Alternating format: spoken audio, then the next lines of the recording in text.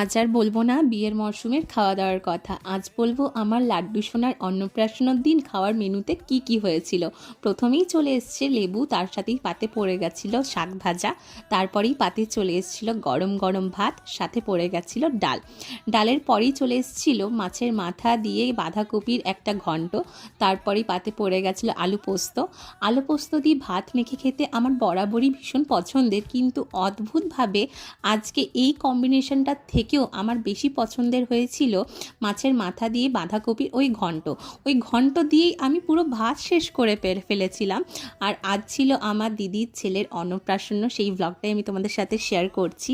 পরিবারের সকলেই উপস্থিত, মানে হই হুল্লোড়, মজা তো হবেই অবশ্যই। সাথে পড়ে গেছিলো কাতলা মাছের কালিয়া। কাতলা মাছের কালিয়াটা দারুণ হয়েছিল খেতে। সাথে ছিল চাটনি, পাঁপড়, মিষ্টি, পায়েস, কিন্তু সেই সবের ক্লিপ আমার সেইভাবে নেওয়া হয়নি। বুঝতেই পারছো একটা এনজয়মেন্টের মুহূর্ত চলছিল। বাই।